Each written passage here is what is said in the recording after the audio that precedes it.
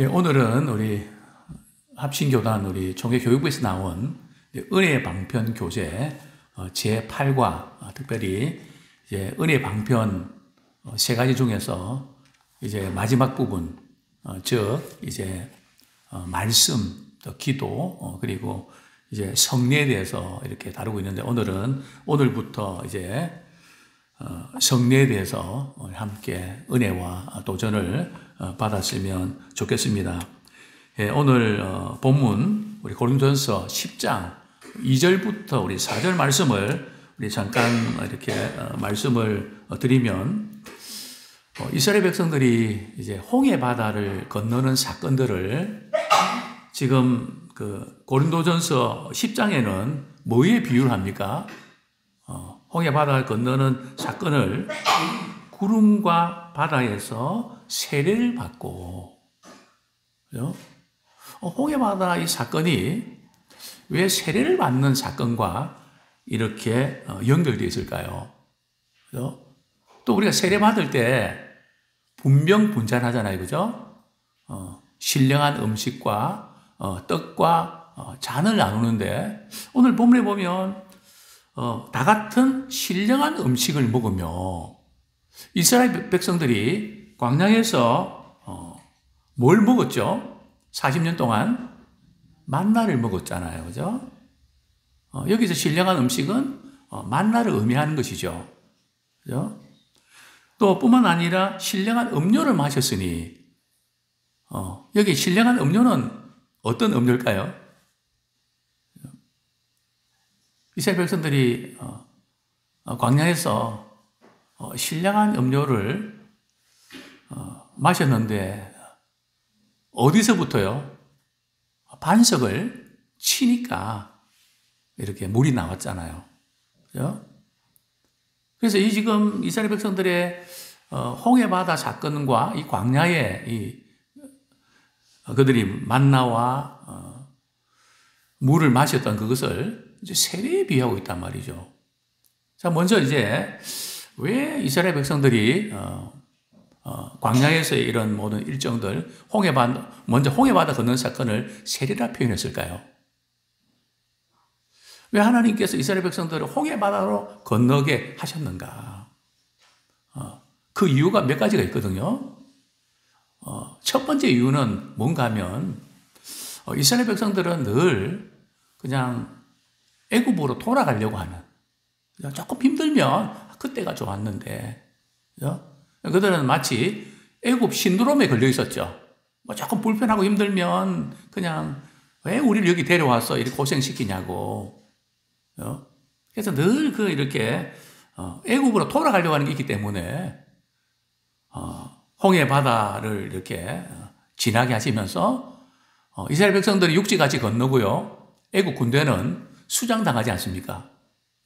막 이렇게 덮어버리죠. 그것을 세례로 비유한단 말이죠. 그게 무슨 뜻일까요? 우리가 잘 아는 대로 세례는 옛사람을 벗어버리고 새 사람을 입는 것이거든요. 죄에 대해서 죽고 의에 대해서 사는 거거든요.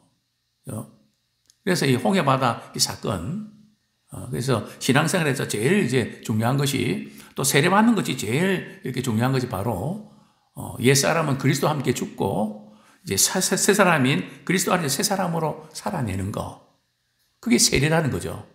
그래서 늘 우리는 이렇게 애굽의 그림자, 늘 따라다니거든요. 그래서 홍해바다에서 수장시키는 그것이 바로 세례의 의미죠. 자, 그런데 이제 신령한 그 음식은 이제 만나고, 또 신명기에 보면 그 만나는 사람이 떡으로만 사는 게 아니고 말씀으로 사는 것이다. 그죠? 그것을 알게 하려 함이라. 신령한 양식을, 필요성을 깨닫게 해주시기 위함이었죠. 그 다음에 이제 반석을 쳤는데요. 근데 이제 그 이스라엘 백성들이 광야에서 많이 이제 방황도 하고 방랑을 하거든요. 이 반석을 친 사건이 두 번 나온다는 거 아시죠? 첫 번째는 이스라엘 백성들이 광야에서 방랑할 때에 초기에 모세가 말이죠. 하나님의 말씀에 순종해서 반석을 치고, 두 번째는 이제 방랑이 거의 이제 마무리되는 그 단계, 그때 이제 모세가 말이죠. 반석을 치는데 모세도 지금까지 이스라엘 백성 툭 하면 원망하고 불평하고 막 그러니까 이제 모세도 나름대로 쌓였던 것 같습니다. 그죠? 계속 그렇게 하니까 막 그냥 이렇게 좀 혈기도 부리고 막 그냥 보란 듯이 말이죠. 명하라 그랬는데 반석을 막 쭉쭉 그러니까 치는, 그죠? 두 번째는 명하라 그랬거든요. 그런데 그냥 이렇게 치는, 그래서 하나님 거룩하심을 나타내지 못해서 모세는 이 사건 때문에 가나안 땅에 못 들어가지 않습니까? 자, 우리 그 두 부분을 우리 성경 구절 잠깐 살펴보겠습니다. 출애굽기 17장 6절 말씀, 출애굽기 17장 6절 말씀.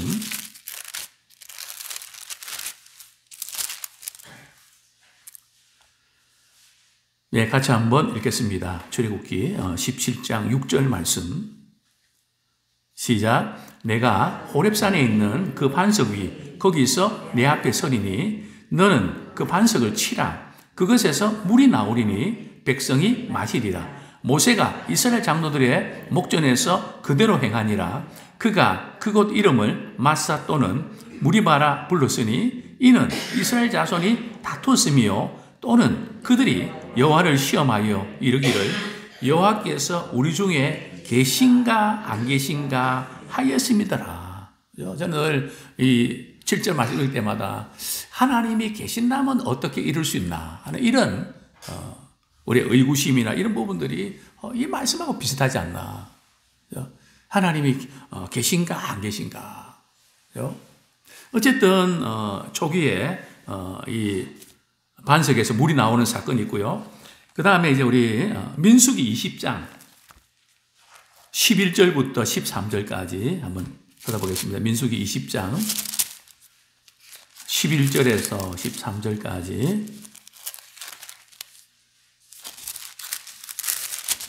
네, 같이 한번 읽겠습니다. 시작. 모세가 그의 손을 들어 그의 지팡이로 반석을 2번 치니 물이 많이 솟아나오므로 회중과 그들의 짐승이 마시니라. 여호와께서 모세와 아론에게 이르시되 너희가 나를 믿지 아니하고 이스라엘 자손의 목전에서 내 거룩함을 나타내지 아니한 고로 너희는 이 회중을 내가 그들에게 준 땅으로 인도하여 드리지 못하리라 하시니라. 이스라엘 자손이 여호와와 다투었으므로 이를 무리바 무리라 하니라. 여호와께서 그들 중에서 그 거룩함을 나타내셨더라. 그래서 이제 하나님께서 이스라엘 백성들에게 지금 홍해바다 건너는 사건, 또 광야의 사건을 들어서 이제 오늘날 이 시대에 참 거룩한 규례, 즉 성례에 대한 비유로 말씀을 해주시는데요. 우리 그 다음 페이지, 구약 시대의 하나님은 할례와 유월절 규례를 통해 은혜를 베푸셨습니다. 우리 62페이지에 보면 말이죠.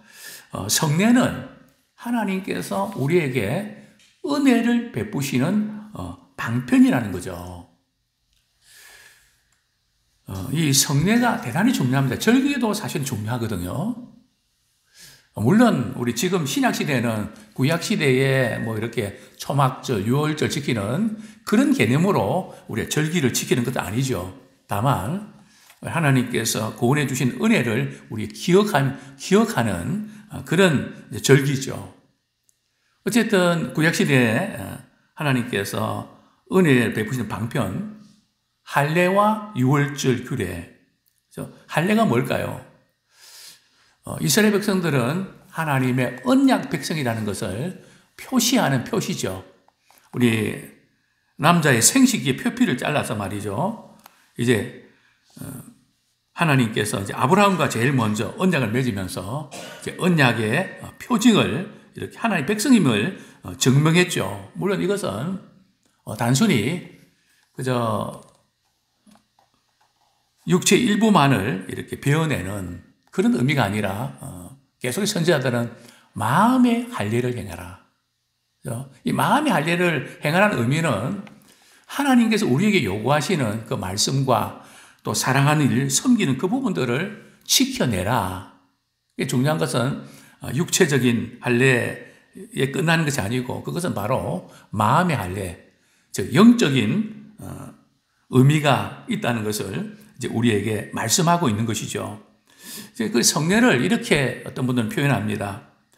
눈에 보이지 않는 하나님의 은혜를 눈에 보이게 우리가 표로 우리가 주신 것이 바로 성례다. 그죠? 그래서 이 성례가 사실은 대단히 중요한데 여기서 이제 할례가 나중에 골로새에 보면 뭐로 바뀝니까? 구약시대 할례가 신약시대 세례로 바뀐단 말이죠. 그리고 이제 유월절이 이제 성찬식으로 이렇게 연결되는 것을 우리는 보게 됩니다. 자, 두 번째로 유월절은 뭔가 하면 자기 백성을 구원해 주시는, 출애굽에서 말이죠. 이스라엘 백성들을 애굽에서 건져 주시고 오늘날 우리에게는 구원해 주시는 그런 고난주간과 연결되죠.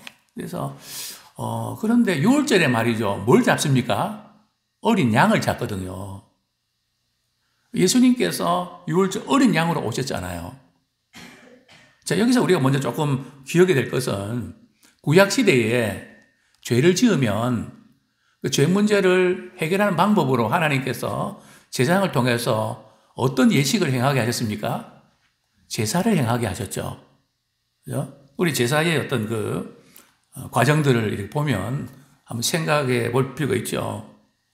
자, 예를 들어서 우리가 말이죠. 제가 어떤 죄를 지었다. 그죠? 또 어떤 집사님이 죄를 지었다. 그러면 그 문제를 어떻게 해결해야 되죠? 소 한 마리, 뭐 양이든, 그죠? 뭐 또 저렴한 걸 가지고 성전에 말이죠. 성막에 끌고 와야 돼요. 그죠? 그 다음에 어떻게 하죠? 그 짐승에다가 말이죠. 손을 얹고 내가 이런 죄를 지어서 내가 죽어야 마땅한데 그러면서 짐승에 이제 안수를 하면서 자기의 죄를 이렇게 전가를 시킵니다. 자, 그 다음에 어떻게 하죠? 이제 그 짐승을 잡습니다. 누가 잡는 거죠? 부족한 사람이 좀 잡아주는가요? 아니면 제사장이 잡나요? 아니면 짐승을 가지고 간 본인이 잡나요? 우리가 잡아야죠. 피를 뿌리는 것은 제사장이 하지만 잡는 것은 우리가 해야 됩니다. 그죠? 한번 그 광경 생각해 보세요. 집에서 키웠던 그죠? 짐승을 말이죠. 소를, 양을 내 죄 때문에 피를 철철 흘리면서 죽어가는 모습을 바라볼 때 그 주인의 그 마음은, 그죠? 우리 자신의 마음은 어떤 심정일까요? 그래서 그 피를 뿌리고 이제 고기를 불로 태우고 이제 유월절 이제 이 규례가 바로 그거잖아요. 어린 양 잡아서 피를 문설주 좌우방에 말이죠. 뿌리는. 그 피를 보면 이제 지나가는. 그게 바로 우리 예수님의 피로 우리의 죄사함을 받아서 진노가 지나가는, 그죠? 구원함을 받는 그 뜻 아닙니까? 그죠? 그래서 이제 유월절 규례는 이제 구원을 우리에게 구원의 은혜를 보여주는 이제 규례죠. 그렇습니다. 유월절은 이제 그 예식을 하면서 양을 잡는데 어떤 식구들은 좀 많고 어떤 식구 적잖아요. 그러면 보통은 한 식구가 이제 한 마리 양 잡는데 식구가 적으면 두 가정이 이렇게 같이 또 양을 잡는, 그죠? 그렇게 하면서 또 여러 가지 음식들을 같이 나누어 먹고 함께 축제를 보내는 그런 절기죠. 그렇습니다. 이 구원의 은혜를 말이죠. 기억한다는 거 되게 중요합니다. 이스라엘 백성들은 지금도 초막절이면 말이죠. 초막을 짓고 광야에서 있었던 일들을 그대로 재현을 하잖아요. 어떻게 보면 좀 지금 어느 시대인데 뭐 그렇게 그런 걸 생각하나. 유대인들은 늘 이제 강조하는 것이 고난의 신학입니다. 역사적인 부분에서도 우리 용서는 하되 과거의 그 뼈아픈 그런 사건들을 잊지는 마라. 그죠? 우리 폴란드에 가면 말이죠. 유대인들이 학살당했던 가스실에 참 많이 죽어하지 않았습니까? 거기 들어간 입구에 보면 이런 글귀가 있거든요.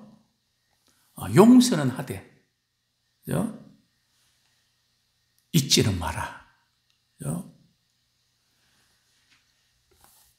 아주 참 어떻게 보면 무서운 민족이죠.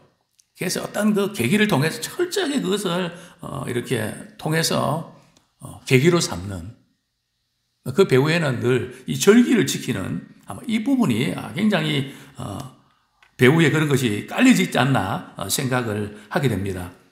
자, 이제 우리 6월절에는 하나님께서 하신 놀라운 구원의 일을 기억하고 우리가 이제 성례식에도 바로 이 구원의 은혜를 기억하고 또 성경 말씀을 따라 우상을 버리고 하나님께로 돌이켜 자신을 깨끗하게 하며 형제들과 구원의 기쁨을 나누었습니다. 자, 이 이제 6월절 이렇게 절기를 지키는데 말이죠. 좀 이런 이야기 들어보셨는지 모르겠습니다. 이제 시어머니가 말이죠. 며느리 집에 이렇게 와서 6월절을 지켜야 됐습니다. 그러면 먼저 시어머니가 말이죠. 며느리한테 이제 6월절이 얼마 남지 않았으니까 집을 깨끗이 치워라. 그리고 이제 한번 방문해서 말이죠. 제대로 했는가. 여기 깨끗하게 어떻게 치우는가 말이죠. 우리의 눈으로 보고 생각하고 뭐 이러면서 죄짓게 만드는 책이라든지 뭐 안 좋은 뭐 그런 음란 비디오라든지 뭐 이런 거 말이죠. 하여튼 죄화가 그럴 때 거룩하지 못한 그 모든 것들은 말이죠. 그때 다 제거를 한단 말이죠.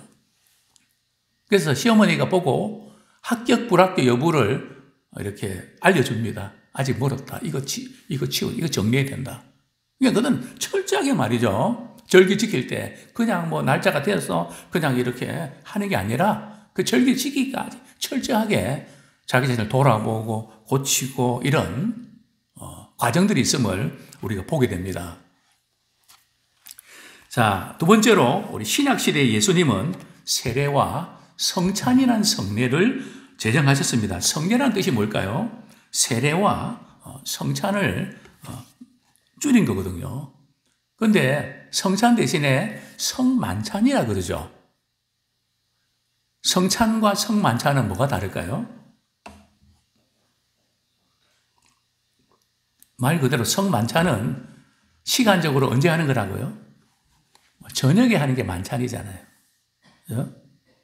어쨌든 성례는 세례와 성찬인 것을 우리는 보게 되는데요. 세례는 구약의 할례에 상응하는 예식이고요. 우리 죄를 끊어내고 거룩한 결단을 하게 되는 건데요. 자, 세례는 그 이제 64페이지 두 번째 줄에 그리스도와 함께 장사되고 또 죽은 자들 가운데서 부활하신 그리스도의 역사에 동참하고 이를 통해 우리의 모든 죄가 용서되고 우리가 그리스도께 속한 것임을 나타내는 의식입니다. 이 세례는 말이죠. 로마서 6장 3절에서 5절에 보면 내가 예수 그리스도와 함께 죽고 장사 지낸 바 되고 또 다시 살아나는 즉 그리스도와 연합되는 이 세례는 그리스도와 연합되는 관계를 우리에게 말씀해 주고 있는 것입니다. 특별히 이제 세례는 공식적으로 말이죠. 그리스도의 몸된 교회 이렇게 그 회원으로 이렇게 받아들이는 그런 예식이죠. 근데 이제 여기서 우리 한번 점검해야 될 부분들은 말이죠. 세례 받으면 반드시 구원을 받을 수 있는 건가요? 물론 우리가 돌아가시기 전에 세례를 받고 싶습니다 해서 우리 세례를 집례하는 경우들이 있는데 어떤 목사님이 말이죠. 세례를 집례하러 가다가 차가 막혀갖고 그 사이에 그분이 돌아가셨어요. 그러면 그분은 구원 못 받는 건가요? 세례는 그게 아니고요. 세례는 구원받기 위해서 받는 예식이 아니고 구원받은 표로 이렇게 받는 그런 예식입니다. 자, 우리 두 번째로 성찬은 구약의 어떤 규례요? 6월절 규례에 상응하는 예식입니다. 그죠? 구원의 은혜를 기억하고 감사하는. 그래서 우리가 이 성찬식을 통해서 우리가 하나님께서 우리에게 이것을 행해서 나를 기념하라. 그렇게 말씀하신 의미가 뭘까요? 우리가 신앙생활 이렇게 하다 보면 복음에 대한 감격이 많이 희석해지는 것 같습니다. 뭐 세상 살아가는 게 쉽지 않아서 그럴 수 있지만 우리가 믿음 생활 잘하려고 하다가 때로는 자책감에 빠지고 죄의식에 빠지고 구원의 어떤 기쁨과 감격을 상실할 수 있습니다. 그래서 우리가 세상 살면서 또 교회 생활 하다 보면 또 시험 들기도 하고 마음 상할 일도 생기고 그런 많은 이런저런 있지만 다른 것을 몰라도 이 구원의 은혜에 대한 감격으로 구원에 대한 축복이 너무 크기 때문에 삶이 때는 어렵고 힘들어도 그 모든 것을 넉넉히 이기는 그런 분기점으로 삼으라는 거죠. 제가 이전에도 말씀드렸습니다. 근데 이 성찬식을 하는 게 할 때 우리가 먹잖아요. 먹고 마시잖아요. 왜 하나님께서 이런 먹는 예식을 통해서 우리에게 뭔가를 상기시켜 주시려고 하실까? 제가 이전에 좀 이렇게 나이는 근 40이 돼 가는데 신체 나이는 40인데 행동하는 나이는 뭐 5살, 6살. 이렇게 머리도 크고 다 모든 것이 이렇게 성인인데 그냥 모든 것이 어디로 들어가는지 아십니까? 우리 아이들 키우면 모든 게 어디로 들어갑니까? 입으로 들어간단 말이죠. 그죠? 제가 그 광경을 보면서 하나님께서는 누구든지 참 이 구원의 은혜를 경험하기 위해서 이렇게 우리가 늘 생활 속에서 이 먹는 이런 것을 통해서 주님이 우리의 죄를 위해서 떡을 떼어주시면서 살이 찢기시는 것을 우리에게 보여주시고요. 또 피를 흘리시면서 우리를 위해서 생명의 피를 이제 흘려주셨던 그거 기억하면서 어떻게 구원받고 어떻게 하나님 자녀가 됐는지 다른 거 몰라도 그 사실을 기억하면서 우리가 얼마나 하나님 앞에서 우리 주님을 존귀한 자인지 그것을 믿음의 눈으로 바라보면서 꿋꿋하게 승리하며 살아나라고 하는 그것을 우리가 늘 리마인드 시켜주는 그것이 바로 성례식이고 또 성찬의 참된 의미입니다. 자, 이제 우리 64페이지 맨 밑에 이제 교회는 성찬을 통해 그리스도로 말미암은 구원을 기억하고 그리스도께 속한 교회 구성원으로 놀라운 하나님의 은혜에 참여하게 됩니다. 주님 오실 때까지 이 구원의 은혜를 늘 기억하고 감사하면서 살아내는 우리가 되기 원합니다. 자, 질문 3. 세례는 우리가 그리스도와 어떤 사람임을 가리킨다고요? 연합한 사람임을 가리킵니다. 자, 질문 4. 성찬은 교회로 하여금 구원을 기억하고 은혜에 참여하게 합니다. 성경은 이렇게 말씀합니다. 우리가 이렇게 세례는 구원의 표거든요. 참 내가 구원받은 자이다.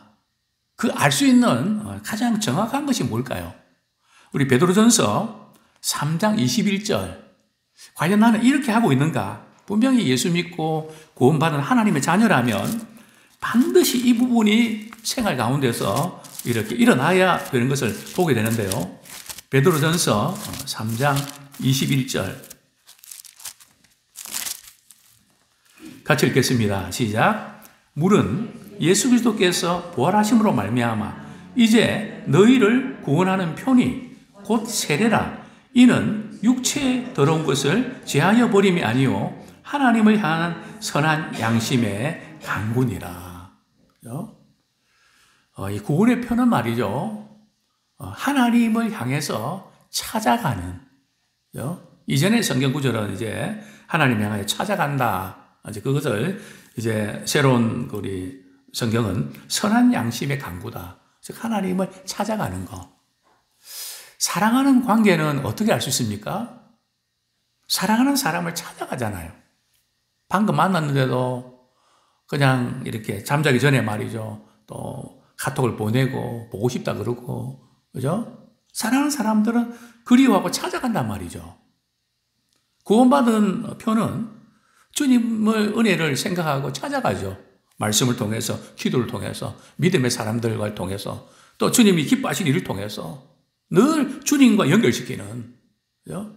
마치 어머니가 말이죠. 우리 자녀, 항상 모든 게 연결시킨 자녀잖아요. 이 옷은 우리 딸에게 입히면 참 좋겠다.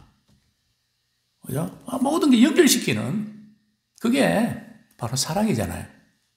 또 믿음의 사람도 늘, 이렇게 하면 하나님 기뻐하시지, 또 이렇게 하면 하나님 기뻐하시지 않지. 우리가 실수하고 연애할 때도 많지만 늘 사랑의 대상을 향해서 연결시키는, 링크시키는, 그것이 바로 은혜죠. 신자는 성례를 통해서 은혜를 받습니다. 어떤 분이 이렇게 표현했더라고요. 하나님께서는 설교를 통해서 믿음을 불러일으키고 성례를 통해서 믿음을 강화시킨다. 그죠? 아마 이것은 우리가 이전에 우리 학생회 우리 수련회 가면 캠파이어 하면서 밤에 말이죠. 어떤 세리머니를 통해서 또 이렇게 황당하게 이렇게 부딪히는 막 그런 그 예식이 주는 독특한 그런 부분이 있는데, 바로 성례도 일종의 그런 눈에 보이는 그런 은혜의 통로라는 거죠.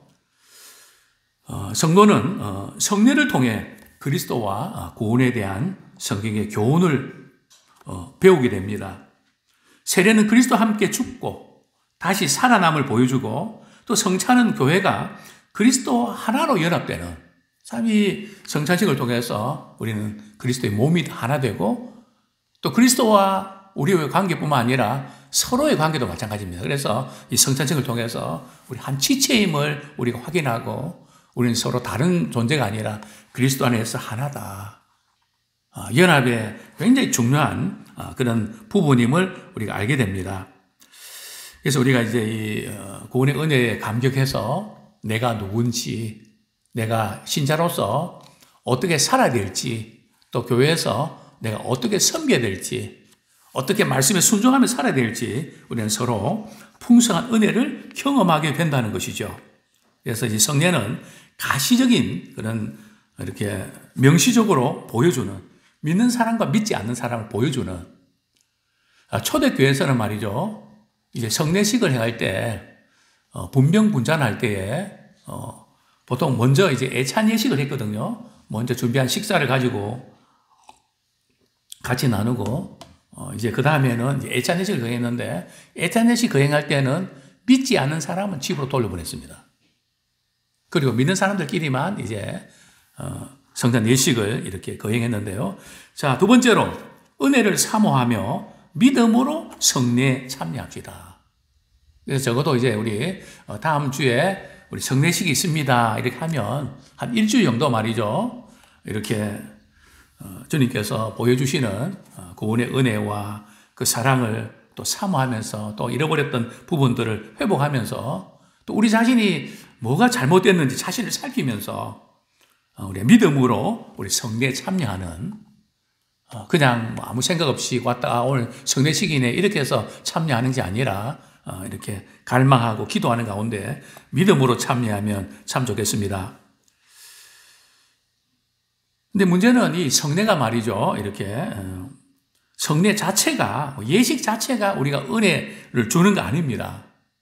또 예식을 집례하는 분이 거룩하기 때문에 또 그런 능력이 있는 것도 아니고요. 다만 성령께서 이렇게 이 예식을 통해서 은혜를 베푸시는 방편으로 사용하시는 것이죠. 성령께서는 말씀과 함께 일하시고 그것을 믿음으로 받는 사람에게 역사하십니다. 그래서 언약에 속한 교회 구성원으로 합당한 순종과 헌신과 충성을 다짐하는 그런 기회가 되면 좋겠습니다. 자, 질문 5. 성례는 교회의 공적 행위입니다. 또 질문 6. 우리는 성례에 어떻게 해요? 믿음으로 참여해야 됩니다. 우리 성경 구절, 우리 한 구절 읽고 말씀을 맺도록 하겠습니다. 네, 고린도전서 우리 11장. 늘 우리가 이 말씀을 읽을 때 참 신경 쓰이는 그런 본문이기도 한데, 예, 고린도전서 11장 27절부터 30절까지 연해서 같이 읽겠습니다. 시작. 그러므로 누구든지 주의 떡이나 잔을 합당하지 않게 먹고 마시는 자는 주의 몸과 피에 대하여 죄를 짓는 것이니라. 사람이 자기를 살피고 그 후에야 이 떡을 먹고 이 잔을 마실지니 주의 몸을 분별하지 못하고 먹고 마시는 자는 자기의 죄를 먹고 마시는 것이니라. 그러므로 너희 중에 약한 자와 병든 자가 많고 잠자는 자도 적지 아니하니. 이 말씀을 우리가 읽어가면서 굉장히 내가 지금 성찬식에 참석해야 되냐, 참여해야 되냐, 마음이 좀 복잡해지는 이런 것들을 보게 되는데요. 이 말씀은 우리가 이렇게 주님 앞에 설 때에 문제가 없고 깨끗하고 이런 것만 이렇게 요구하시는 것은 아닙니다. 예수님께서 이스라엘 제자들과 말이요 최후 만찬할 때 그들은 어떤 모습이었죠? 가룟 유다는 예수님 팔아는 길 궁리하고, 베드로는 3번씩이나 부인할 궁리하고, 제자들도 다 도망칠 궁리하고, 그죠? 문제가 많았죠. 오늘 본문에서 제일 중요한 포인트는 말이죠. 우리가 적어도 성례식을 앞두고는 한 주일 정도 우리 자신을 돌아보는 거, 살피는 거. 그죠? 그래서 주님과 나와의 관계 속에서 뭔가 막혔던 죄의 담이 있다면 그것을 회개하고, 참 주님이 나 같은 죄인이어서 십자가 지셨는데 내가 지금 참 주님의 그 구원의 은혜를 망각하고 제가 먹고 마시는 그런 삶을 살지 않았나 회개하고 돌이키면서 구원의 은혜를 우리가 다시 회복하는 그런 마음으로 우리가 임하라는 뜻이죠.